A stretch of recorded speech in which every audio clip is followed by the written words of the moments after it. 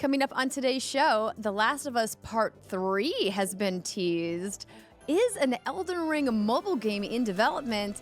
And are Xbox first-party games going multi-platform? So much to discuss. What's good, everybody, and welcome to another episode of the What's Good Games podcast, your source for video game news, commentary, analysis, and funny stuff every Friday. I'm Andrea Renee, joined by Riana Manuel-Peña. Mama, Yay. It's good to see you. Oh, it's good to see you too, Mama. I'm back and really excited for all of the changes coming to What's Good. I was so excited to see the announcements on last week's show, so welcome back, and I'm sure everybody's been celebrating, so really excited to get back into it. Oh, thank you. And thank you so much to everybody who gave us love in the comments and online when we came back from the break last week. It was so nice to see all that positivity. It really meant a lot. So thanks for all the support. And I'm so glad that you're back on the show. Wow, what a couple of months you have had. How is life with new baby? How is things kind of getting back to normal? I mean, is there normal? No, there's not normal anymore. But how are you? How are things? I'm great. Baby's awesome. Our little girl, Violet Yvonne, has been so kind to us. She actually sleeps through most of the night now, and we're able to get things done during the day, my husband, Peña, and I. And it's just been a love like no other. And I mean, you know, you're a mom, and we have a lot of listeners out there who have been blessed with children, and it's just an entirely indescribable experience having a kid. And I'm just so much more excited about the world and like everything I get to do now. You know, I get this little person to share in the journey with me and to inspire me and to motivate me even more than I had been before. So it's been the best experience of my life. Oh, I love that. I love that for you. That's wonderful. And we're obviously so happy, and you got a lot of well wishes from our community. And we're glad that you're going to be joining us periodically on the show. Very excited about that. And we have so much stuff to get into this week. I mean, I could probably just do a whole podcast talking to you about like what you did for the last, 3 months. But we'll have to catch up on all that later, because today, everybody, there's a bazillion news stories to get to. But before I do that, I want to thank this month's Patreon producers, Bored Ape Gamers Club, Faris Attieh, Justin Franklin, Joshua Franklin, Justin Foshee, and Punkdefied. And welcome to our Patreon community, Multi-Sweetness, Alexis Sierra, Daniel, Alex Kinov? Alex, I'm definitely like messing that up. Sorry, and Alex. Sean Garmer. Thank you for supporting our work in video games and being part of our awesome membership where you can get the show ad-free. As I mentioned last week, details about new membership coming very soon in the works, everybody. So stay tuned for that. But I'm going to go ahead and jump right into our first story, which is really more speculation than anything else. There were rumblings all over the internet about Xbox and if their tentpole first-party games from the suite of studios that they bought over the last couple of years are going to remain Xbox exclusive. And I believe I had a bet with your husband about this that might need to be updated on his part. Was there a term limit on that bet? Because yes, there was. And I'm going to go back and get the exact verbiage because I said forever. Okay. So if that changes, best know I'm going to come collect. Anyway, let me actually get into the news, everybody. So the first thing I want to mention is that Phil Spencer heard the rumblings after a story from The Verge got picked up by a lot of different people around the video games industry this week. So before I get to Phil Spencer's response that he wrote on his X or Twitter account, are we calling it the app formerly known as Twitter? Is that like the appropriate way I'm supposed to say it? Because saying X feels weird, right? Yeah, I know it's changed. I don't care. I'm going to have to look up the AP style guide for that. I've heard like proper news call it the app formerly known as Twitter.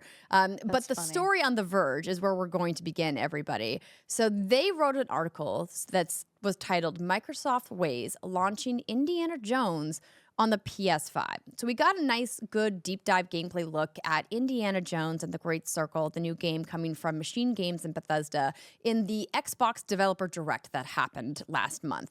And I think the game looks awesome. Very excited about it.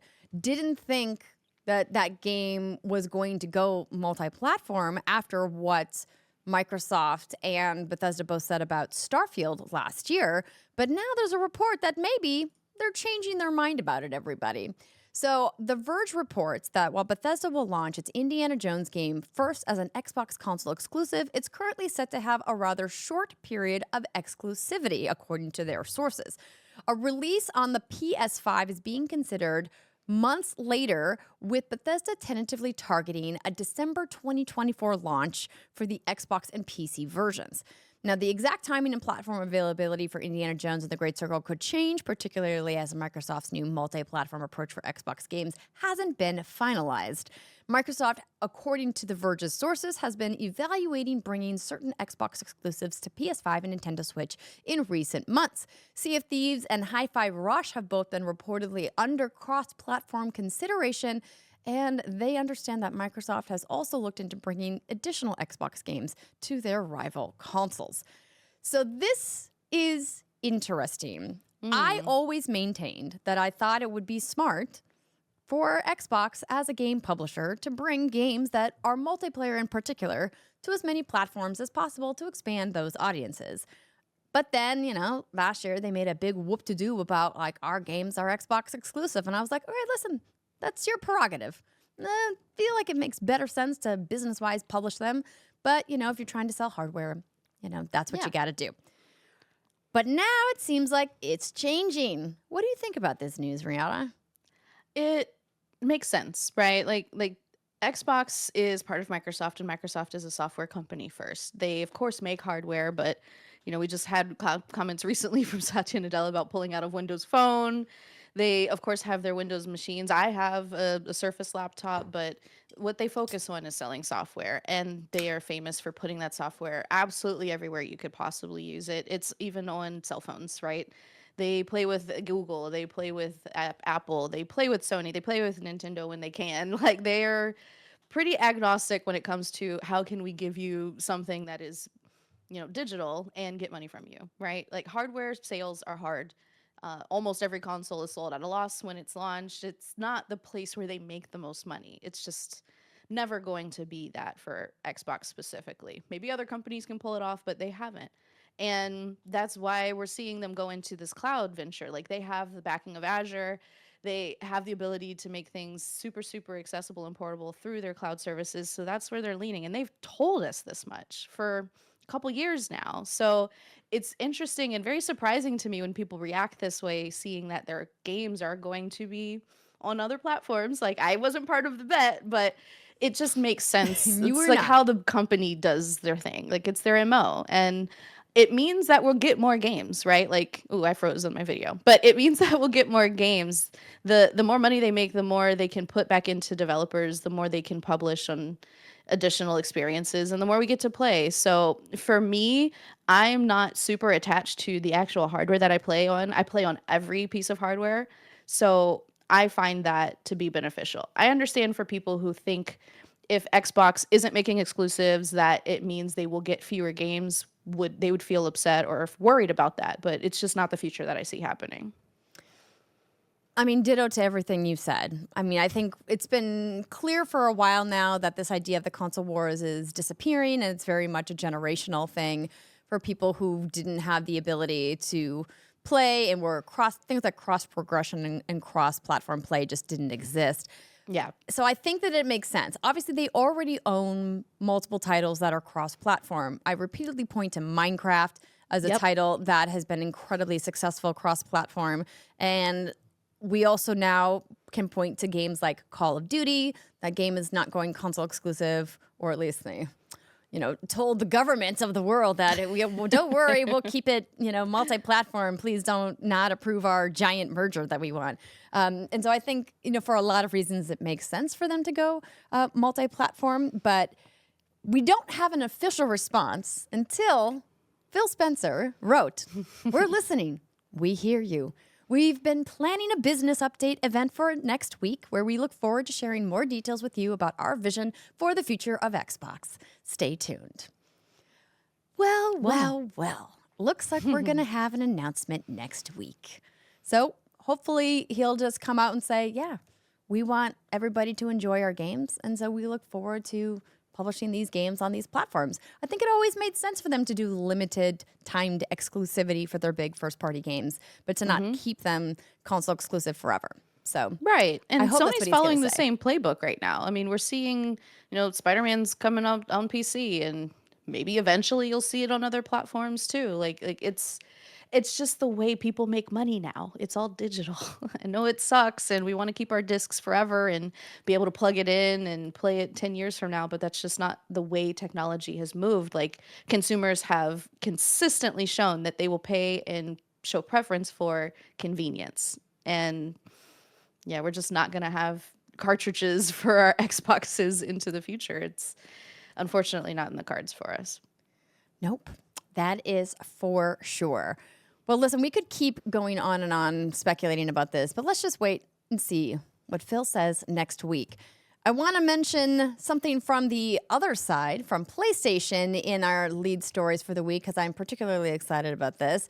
Final Fantasy VII Rebirth has a surprise demo. So they had a individual state of play that happened earlier this week, and whoopsies, the PlayStation Store accidentally leaked that there's a demo attached to it. So that was a little bit of a bummer, I think, for the team at Square, who was probably planning some big announcement or rollout about that. But this game looks incredible. I really loved Final Fantasy VII Remake, and both Brittany and I are eager to play Rebirth and to talk about it on the show when it comes out at the end of the month.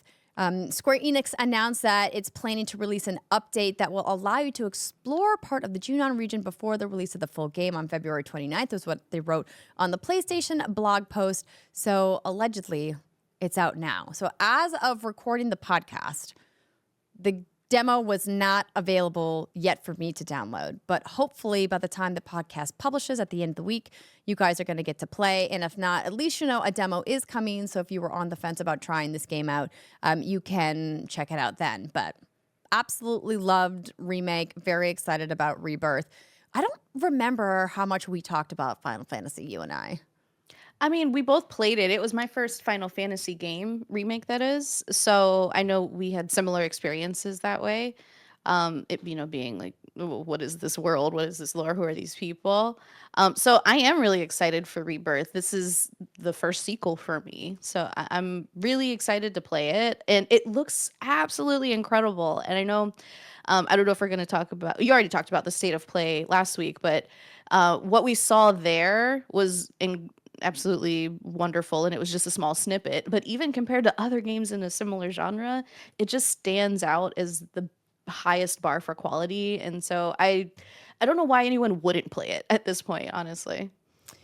Yeah, I'm with you that it wasn't technically my first Final Fantasy game, but it was the first Final Fantasy game that I've played all the way through. And definitely the one that I enjoyed the most. I just was not expecting to like this game as much as I did. And I mean, this is a testament to the incredible work that the team at Square Enix did with the remake of it and keeping the essence of what the game was, but also adding in a lot of really incredible combat mechanics and gameplay design elements to bring people like me in who missed it the first time around to say like, hey, that wasn't really my style of game that I really was into. But this is real cool. So Oh yeah. very excited to check the demo out. So wanted to let everybody know if you missed that news and you want to check it out, head on over to the PlayStation Store and see if you can download it now. And if not, hopefully it'll be available sometime very soon, clearly before the end of the month. And that leads us to our first quick break of the show. When we come back, I've got a bunch of headlines to run through. Stick with us. We'll see you in a minute. Let's get into some headlines this week, everybody. Starting with The Last of Us Part 3 concept has been teased by creator Neil Druckmann. At the end of the documentary Grounded 2, Making The Last of Us Part 2, Vice President at Naughty Dog and the game's director and co-writer Druckmann revealed that he has a concept in mind that could turn into the next installment of the award-winning franchise.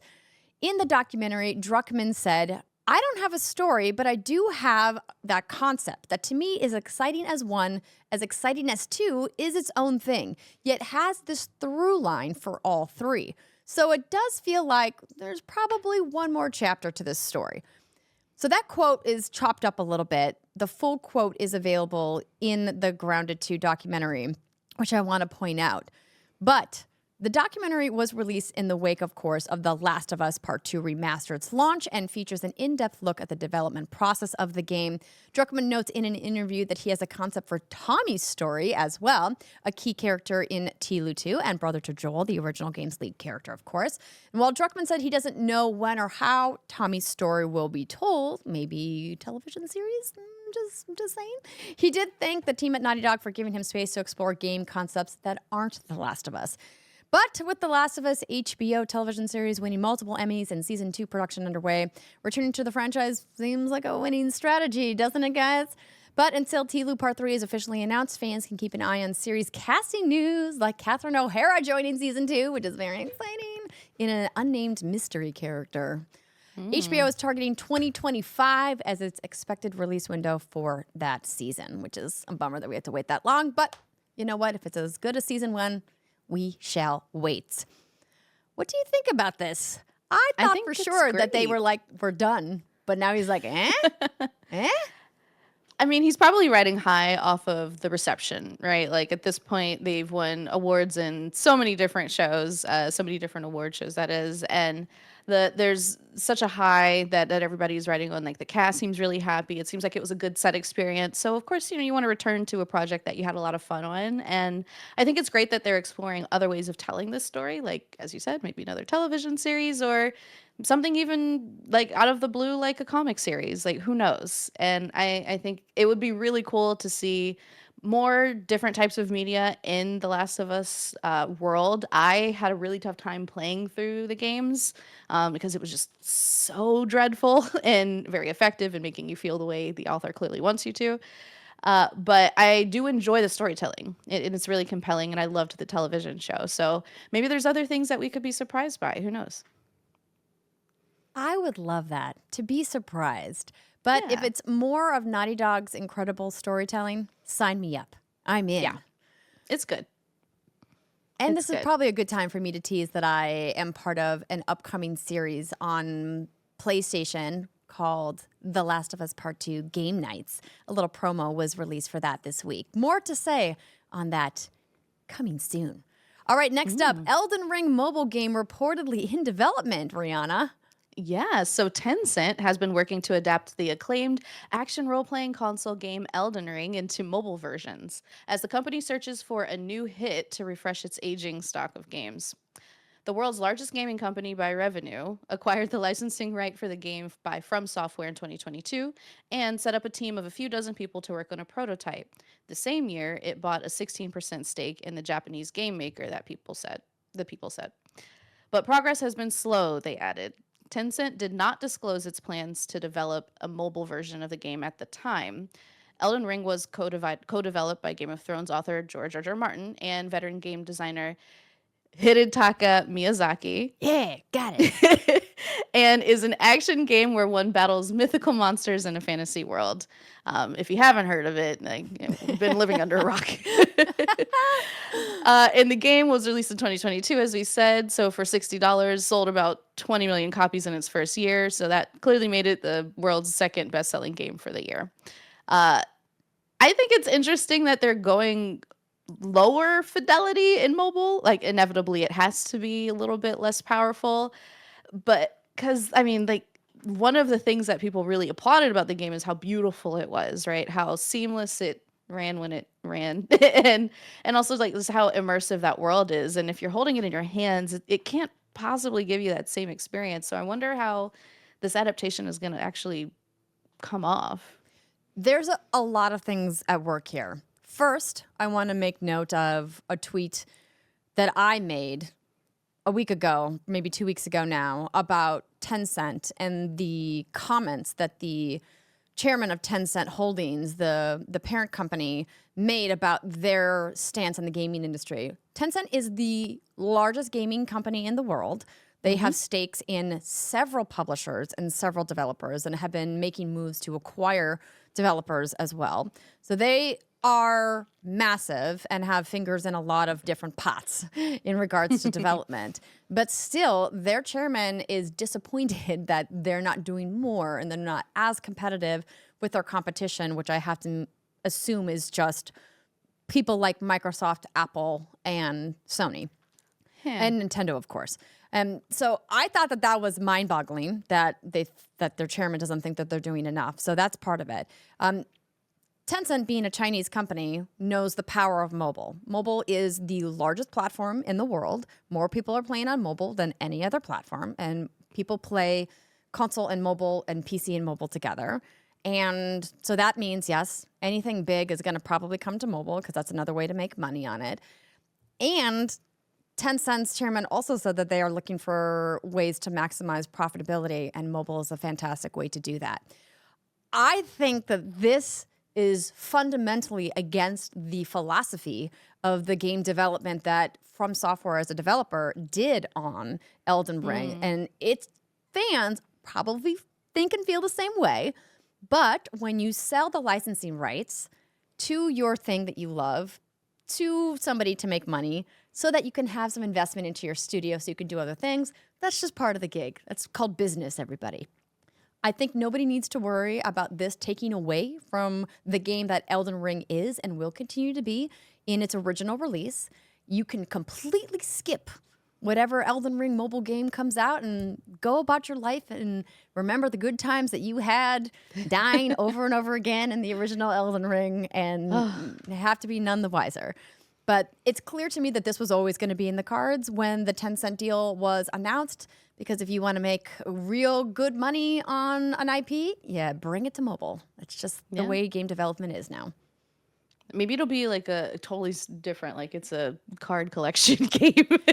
The real like kind of head scratcher from some of the commentary that I've seen is that Tencent has referred to its competition, one of those companies being NetEase, and some of the kind of gacha style games they're making, and also huge games like Genshin Impact and how profitable that game has been. Is like, well, would Elden Ring really work as that type of a game? Probably not, but I'm sure somebody would think of a funny way to integrate it. But essentially, they're looking for something that can continue to monetize, right? So this, again, is just an early report, but to me, all business signs point to why would this not happen?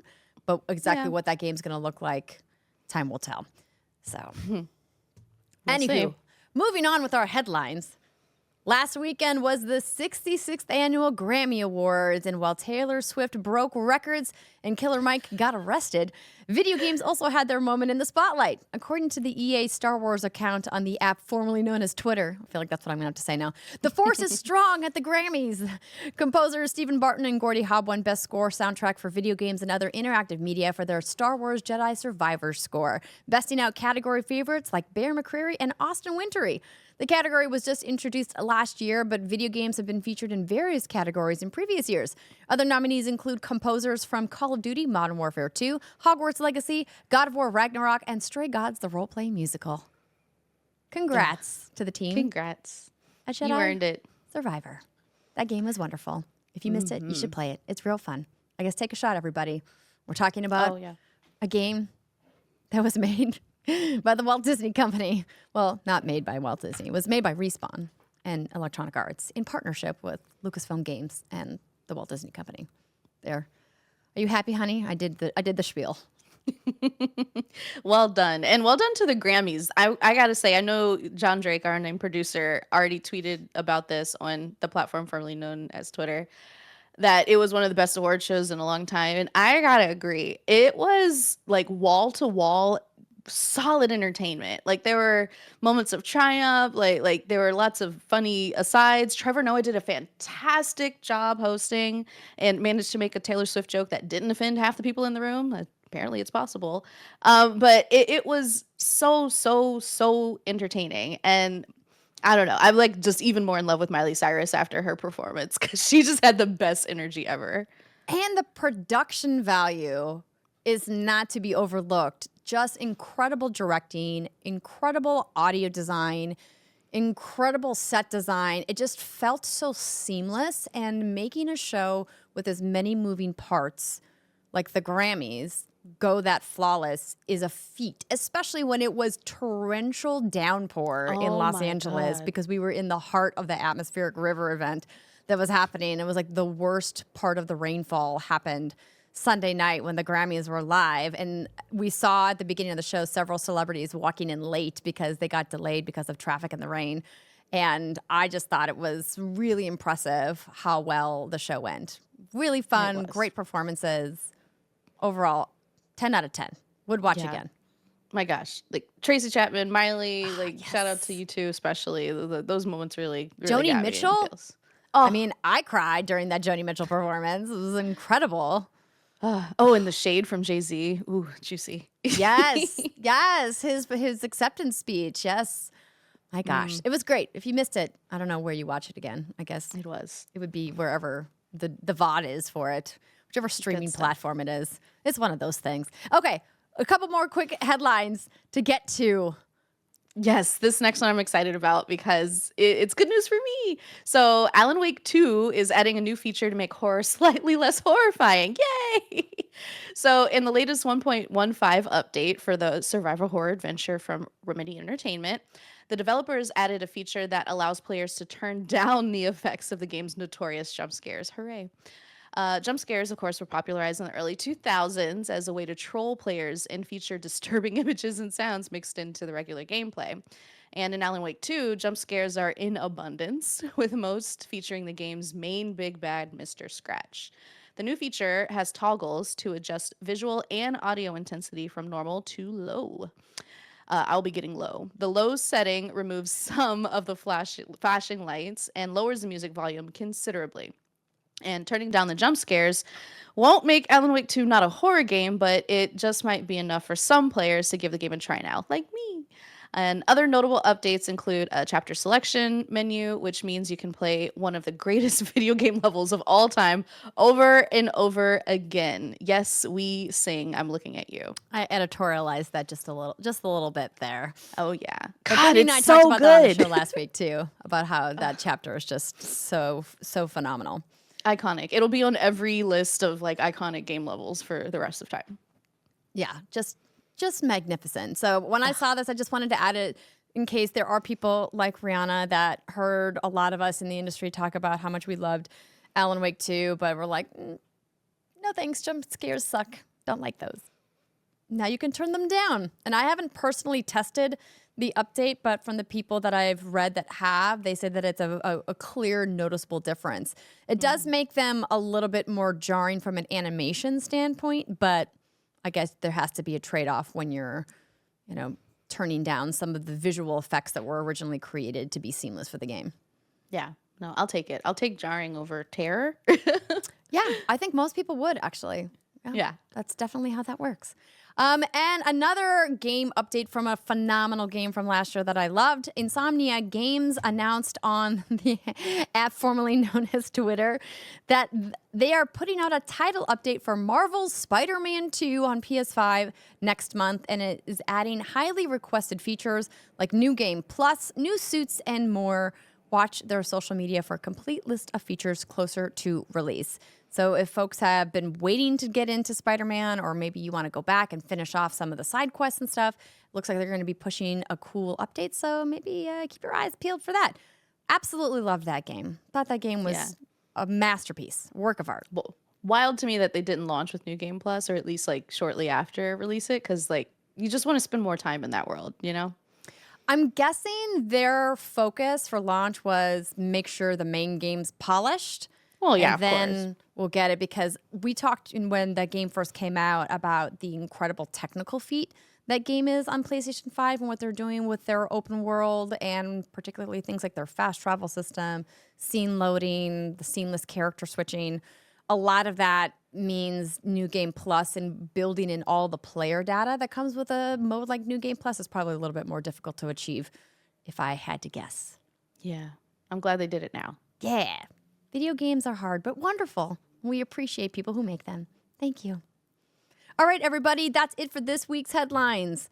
When we come back after the break, we get to hear about what Riana has been playing. Stick with us. We'll be right back.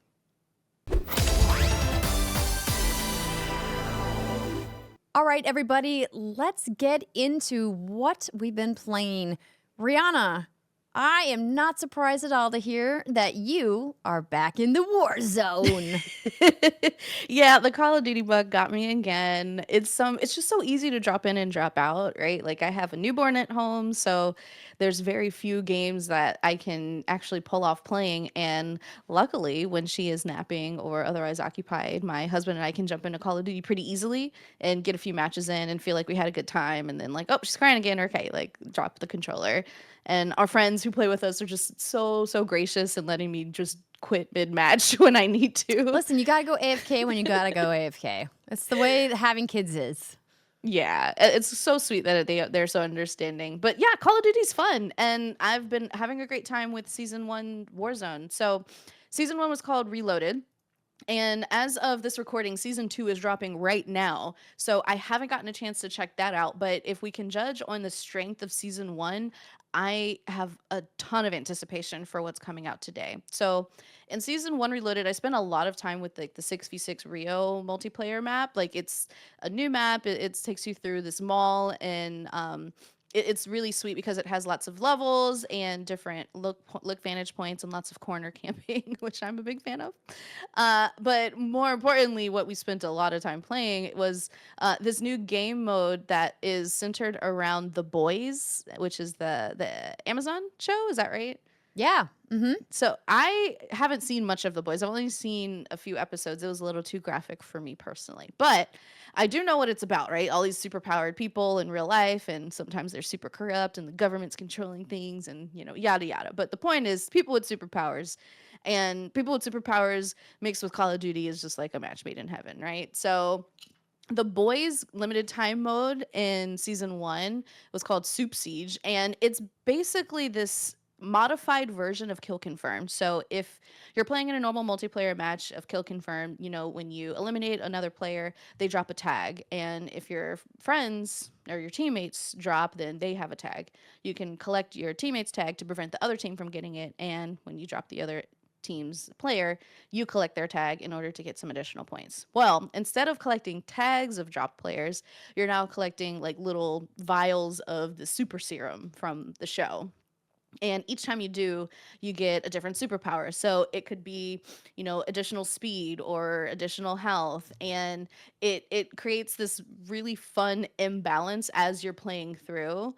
And you're more incentivized to go after the dropped serums or the dropped tags than you would be in a normal match of Kill Confirmed, because in Kill Confirmed, of course, some people play differently. They're not going for points. They're really just going for kills because they're just glory hogs or something. But in this one, you really do need to grab those vials to be competitive. So as soon as a player is dropped, everyone dog piles on the serum drop. And there's so many more grenades, so many more claymores, so many more mines. It is infinitely more chaotic and fun. And if you level up your number of kills without getting eliminated yourself to a certain amount, then you get I believe his name is Homelander, like his X-ray beam eyeballs, and you just like stare down the entire match and completely bulldoze the other team. It's insane. It feels great. Like it really does capture the feeling of being a superhero in a game where you're already like this super powered soldier. And I think it's just a really successful integration. Like it's so inspiring and so exciting to me to see different properties coming to video games with an open mind and to like let the devs play. You know what I mean? Like let them really figure out like how they can pick apart what's cool about the show, what's cool about their game, and integrate them seamlessly to the point where you feel like you're one of these characters in this Amazon show, but you're also playing a Call of Duty game at the same time. And it's not like shoved down your throat where it's like, here's a billboard for Homelander. Like, no, like you're actually playing something that has to do with the show. And I don't know, I just had a really great time with it. I'm glad that they're doing more integrations like this with Call of Duty. We've seen Fortnite be hugely successful with similar Wild things. success with their And integrations. Yeah.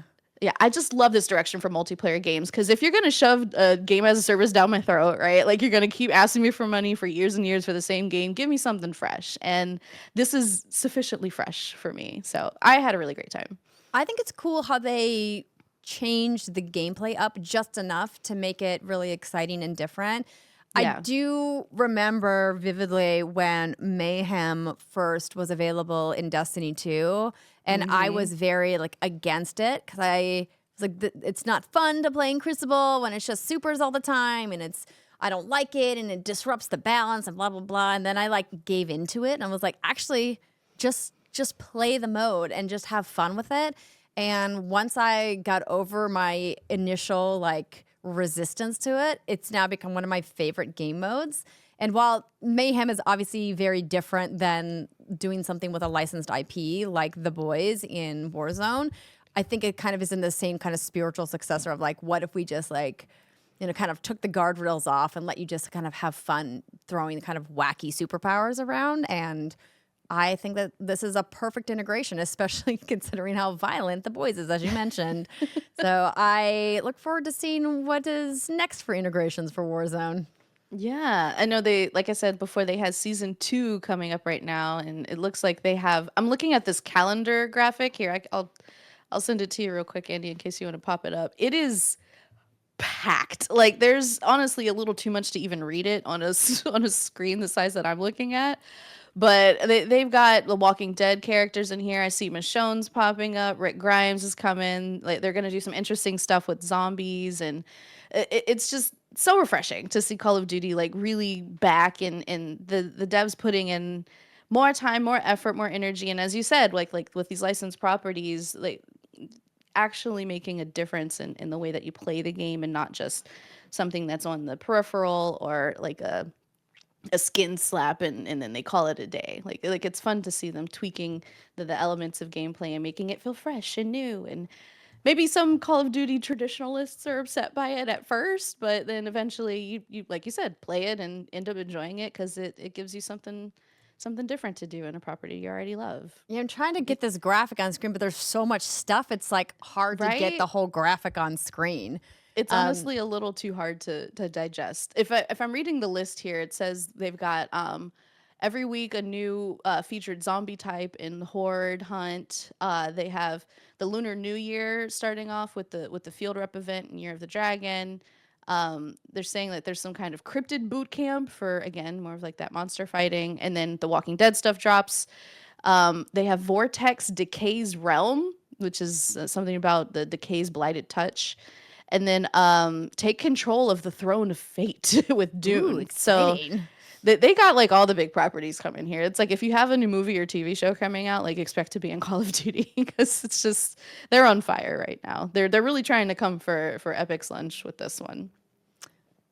Well, that'll be an interesting showdown because I mean, both of those games are just so wildly different. Yes.